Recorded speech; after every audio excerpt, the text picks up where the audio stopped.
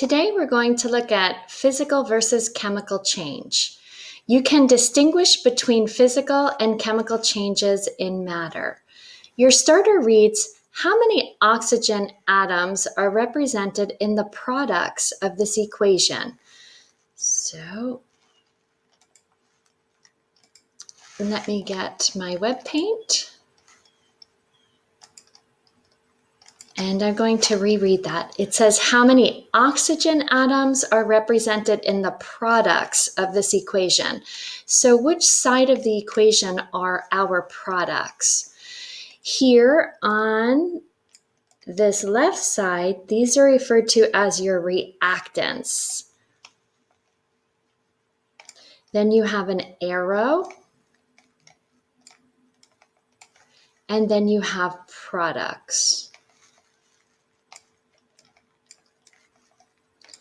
So to the left of the equation are your reactants, arrow, products. So our products are going to be on the right side of the arrow.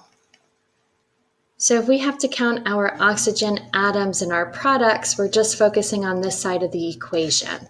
So let's count our oxygen atoms. So here oxygen has a subscript of a 2. So we have 2 here. And then our oxygen here has a coefficient in front of it. So we have to take that coefficient and multiply it by oxygen subscript. There's no subscript here, so it's just 1. 2 times 1 would give us 2 oxygen atoms here. So we'd have to add both of our oxygen atoms. So 2 plus 2 would be 4. And then we would come over here and grid that whole number of 4. And after the decimal, you can place your zeros, but it is not necessary.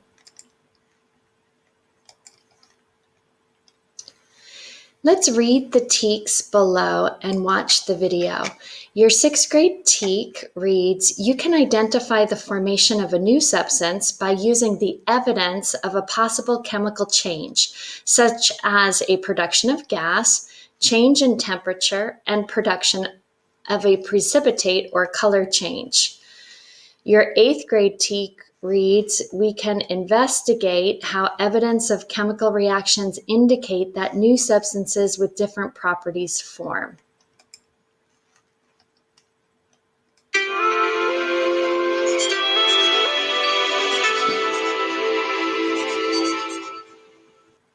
We now know how to recognize when a physical reaction has taken place. But how can we know a chemical reaction has taken place? You can tell by the evidence. When a chemical reaction has taken place, one or more of the following events will occur. Bubbles of gas are released. Heat is released or absorbed. Light is given off. Precipitate is formed from the solutions. A smell is produced, or there is a change in color. And remember, the product of the reaction is always different than the original reactants. Bubbles of gas are formed when gas is released and rises to the top of the solution. For example, carbon dioxide gas is released when sodium bicarbonate is mixed with acetic acid, more commonly known as vinegar. Heat is released and light is given off when a reactant burns. As a result, chemical bonds are broken quickly and in large quantities. For example, paper being burned in the presence of oxygen produces heat and releases light. Heat can also be absorbed when chemical bonds are formed quickly and in large quantities. A precipitate is formed when 2 liquids are mixed together and a solid compound comes out of the solution. For example, when silver nitrate is mixed with sodium chloride, black specks of silver chloride fall to the bottom of the container. A change in color occurs when 2 compounds react, and the resulting compound is different in color than the original compounds. Color change indicators are used in many chemical reactions to indicate reaction completion. For example, when sulfuric acid is added to water and a phenolphthalein indicator, the solution turns from clear to pink. Smells can be given off when vapors are formed in a chemical reaction. One example of this occurs when iron filings are mixed with sulfur and then heated in the presence of oxygen. The product, sulfur dioxide, smells like rotten eggs. Another example is sour milk. The smell is produced because bacteria react with the milk to produce a vapor, which you can detect with your nose. The identity of the original substance changes due to a chemical reaction. For example, iron and oxygen combine to form rust, which is very different from either of the reactants.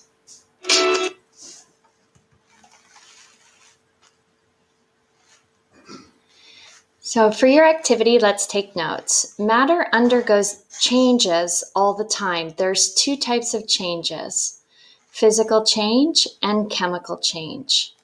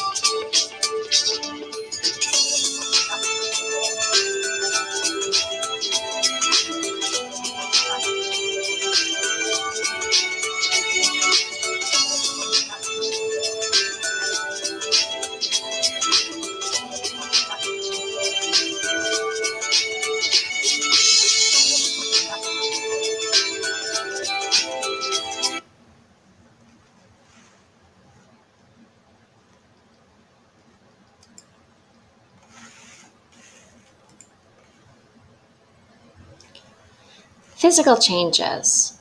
Physical changes occur when the appearance of the substance changes, but chemically the substance is the same. Examples of physical changes are melting, freezing, or changing size or shape. The individual molecules do not change. A physical change also occurs when substances are mixed and something dissolves, like making salt water or Kool-Aid. The water, salt, and sugar still keep their original properties, and the substances can be separated again. Chemical changes. A chemical change occurs when the atoms making up matter rearrange to form a new substance with new properties during a chemical reaction.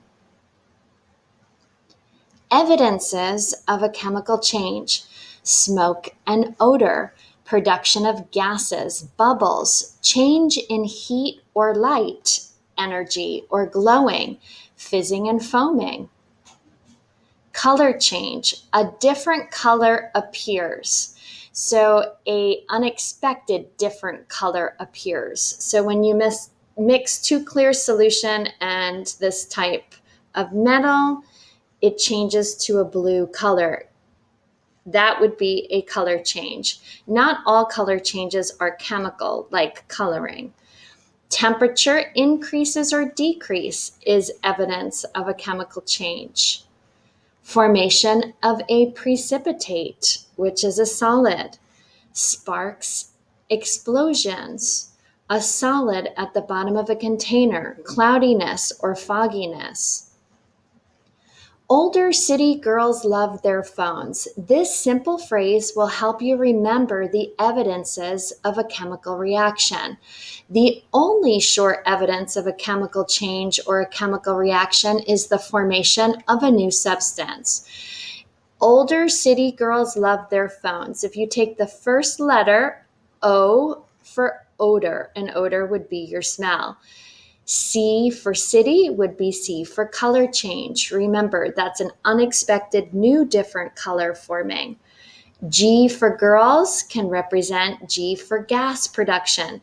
Any bubble, fizzing, or foaming would be example of gas production. L for love would be L for light production, such as fireworks, fireflies. T on there would be T for temperature change. This would be a release or absorption of energy. P for phone would be a precipitate formation, which is a solid that forms to the bottom of a test tube. These are only clues. A chemical change has not actually taken place unless matter has changed into a new substance.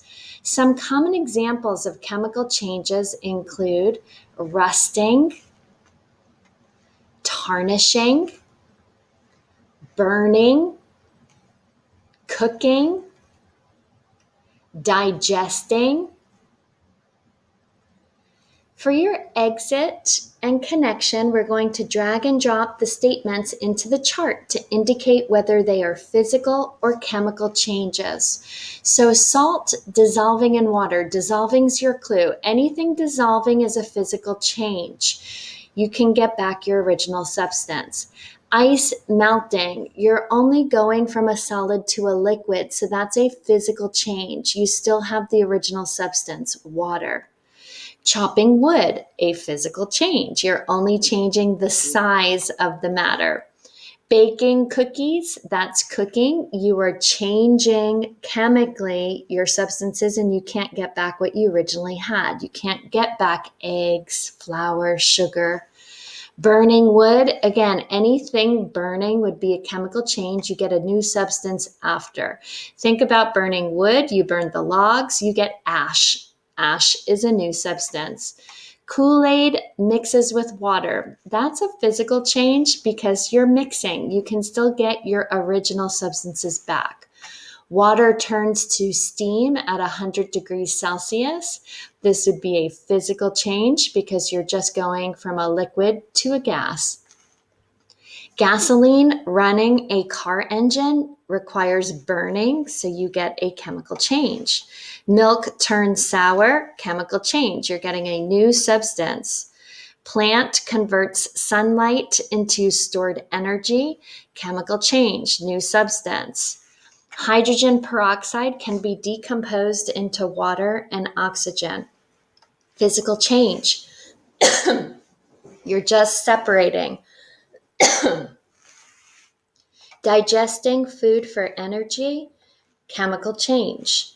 An iron nail rusting, chemical change, you have a new substance. Frying an egg, chemical change, you're getting a new substance. And the Statue of Liberty, the Statue of Liberty tarnishing would be a chemical change, you're getting a new substance.